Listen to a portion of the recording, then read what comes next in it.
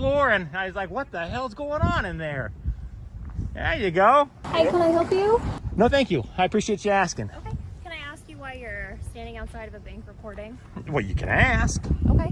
What are you doing? I'm not going to tell you, but you can ask. Yes, okay. Absolutely. Well, you're the subject of a radio call now because what was the call about? Suspicious behavior that you're standing outside of the bank, recording and taking photographs of the bank. So somebody called and said that I was taking photos? Yes, with your camera. On a public sidewalk. And you guys actually came out for that? Yeah, we sure did. Crazy. Why wouldn't we? I mean, if somebody called and said there's a Jew walking down the sidewalk, would you guys respond to that, or is it just people taking pictures? I don't understand. I mean, it's not a crime, nothing illegal. But it is scary for the people inside. It's concerning. Well, if it's scary for the people inside, do you not believe it's concerning if you're outside photographing a bank? I'll tell you. At the outset, trained reviewers focus on the legal threshold for initiating contact. When officers approach someone engaged in lawful activity in a public place, the key question is whether the report they received establishes specific, articulable facts suggesting a possible crime. Without that foundation, the interaction is generally considered consensual rather than investigative.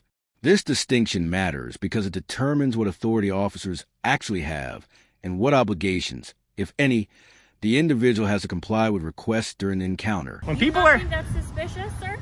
I do not actually. Okay. When people find things scary, I know fear makes people do strange things. For example, if I was afraid of somebody outside, I wouldn't send a woman out by herself feet from the man to confront him. I would, I'd stay inside, first of all. So a gal came outside and was talking to me. She didn't seem scared at all.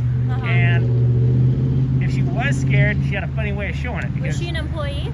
Yeah, I believe she was, yes. Okay, well, so who called us was not an employee. I have no control over that. So somebody called you and they said, there's a man outside taking photographs. Of the bank. Okay, are you under the impression that that's illegal? What was that? You're not under the impression that that is a crime, are you? No, I'm saying it's suspicious behavior that you're standing out front of a bank recording. Well, there's 10,000 reasons why somebody might be standing outside of a bank recording. Okay. And I'll be frank with you, to address...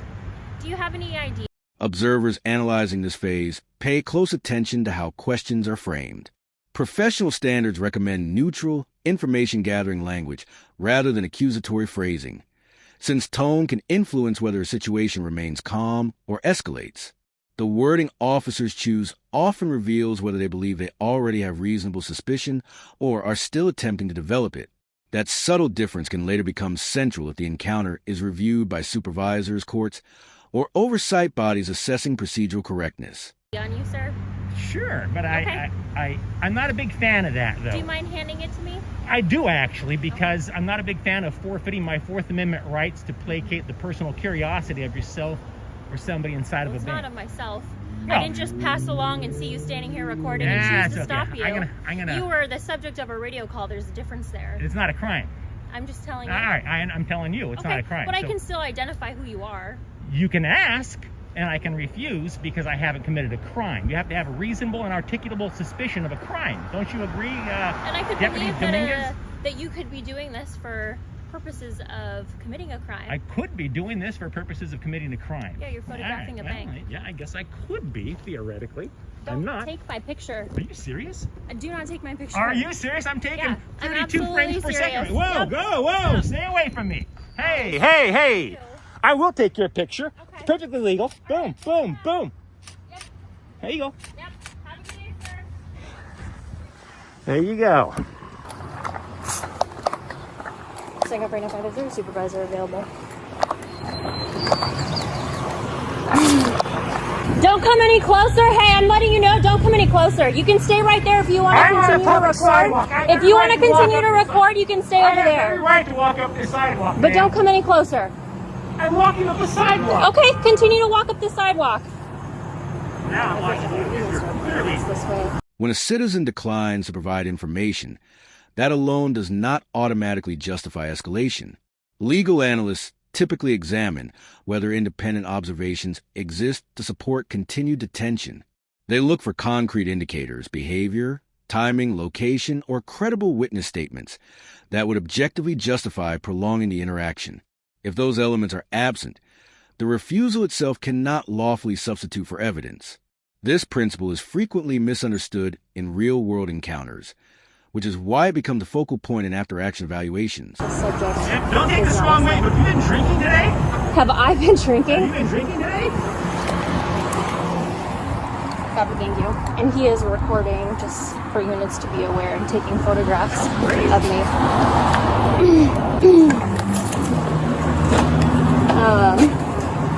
I have a feeling, just so you guys know I'm feeling he's like a First Amendment person and rights. I don't know. He wouldn't talk. He didn't want to give me any info. He didn't want to give me his name. So I told him I'll start a supervisor this way then. They're concerned because he has been like zooming in with the camera. They don't know what he's trying to take pictures of inside the bank because he's standing on the other side where the window is. They want him trespassed. I don't want him. He's on the property right now. Back. Yeah. He posted up on the property, so he already probably knows the game. Yeah. So I figured whenever the supervisor gets here, I'll let them make that call if it's worth us trying to ID him. Supervisor? No, I called one. I'll explain after what I called. And then he just started. He like took the camera like. Moments involving recording devices tend to heighten tension because both parties may feel scrutinized. Best practice training emphasizes maintaining composure and avoiding physical gestures that could be interpreted as interference. Reviewers later assess whether personal discomfort influenced professional judgment. The central issue is not whether someone likes being filmed, but whether any lawful basis existed to restrict recording. That distinction is critical, since courts consistently analyze actions, not emotions, when determining whether conduct remain within constitutional limits. And I told him get it out of my face, and I tried to move, and he's like, you're gonna not let me take pictures of you, and I kept moving in a circle around him, and I was like, hey, have a good day, bye, and I just walked off, and he just like followed me up, and I was like, I told you to stop, you can wait on the sidewalk, don't come any closer. And he was like, I can't walk on the sidewalk, and I told him, yeah, you can walk on the sidewalk, stay on the sidewalk then. So, if the bank just wants him trespass and he's going to refuse to identify himself and just fill out a trespass form and just take a picture of him, and then that's it. Just verbally tell him, hey, you're not allowed back here, you're not for a year or whatever, and you can come back and be trespassing, and that's about it. But he can stand on the sidewalk on public property and record as much as he wants. So. Yeah.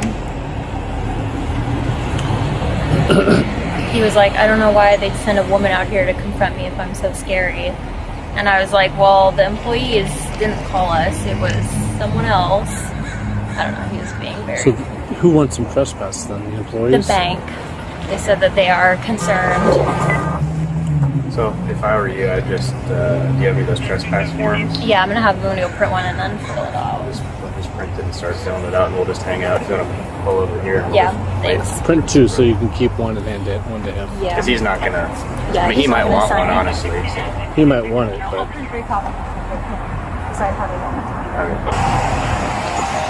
Radio communications during an incident often provide insight into an officer's real-time reasoning. Analysts compare what is said over the air with what is visible on video to see whether descriptions match observable facts. Consistency strengthens credibility, while discrepancies raise questions about perception or interpretation. Supervisors reviewing footage typically treat dispatch statements as part of the evidentiary timeline because they reveal what information officers relied on when deciding how to proceed at each stage. Deputy speaking. Hey, what's up, buddy? I might get arrested here in about 2 minutes, so if you want to stick around, I'll tell you. Take some footage of this if these guys arrest me, because I'm not going to forfeit my Fourth Amendment rights. They try to identify one go. You'll see it. You'll see the vehicle. Yeah, it's bizarre. Absolutely bizarre. Dominguez, are you still afraid of a camera? It looks like you got multiple cameras on you. I'm serving you with a trespass notice. Sweet. The bank is trespassing you from the property. From their property. From their property, yes, Yeah. correct. I got no problem with that. If you trespass on their property, they will call us and you will be arrested. Well, they're going to call you whether I trespass on their property or not, Dominguez. Okay. I haven't stepped foot on their property. Bless your heart. Okay. All right. Okay. Wait. You're not over her by chance, are you? you have more seniority over? I do not want to sign that. Absolutely not. Dominguez, nice try. Here's your copy. Oh, thanks. Wait. Let me see. What does that say exactly? You don't want the copy? I'm just taking a look at it. Yeah, I'll take that. Sure.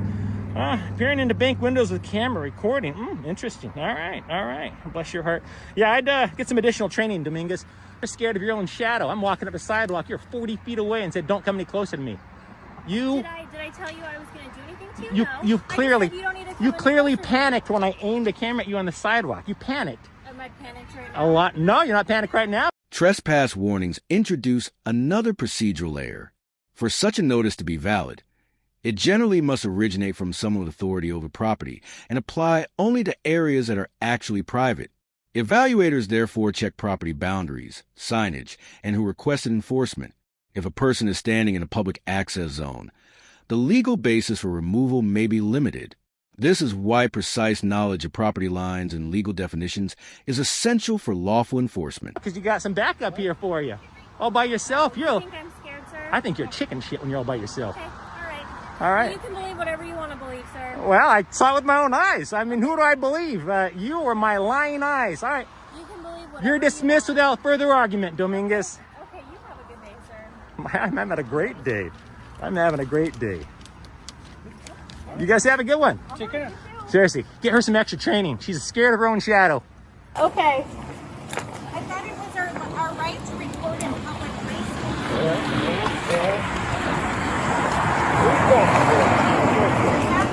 Charles, Paul, 5772. Charles, Paul, 5572. Now, not for the gentleman here, but for Dominguez, this is what we call a walk of shame. See her walking away. She's afraid of her Have a own good shadow. day. Yep, Afraid have the camera's fun. being aimed at her. Yeah, continue Doesn't recording, understand people. where her rights are. Get help, Dominguez. Get help. As backup arrives, professionals watch for shifts in officer demeanor and coordination. Additional units can either stabilize a scene or unintentionally intensify it, depending on communication and leadership. Supervisors are trained to reassess the situation from scratch, not simply adopt earlier assumptions. That fresh evaluation is meant to ensure that any enforcement action is supported by facts rather than momentum. This supervisory review function is a cornerstone of modern policing accountability standards.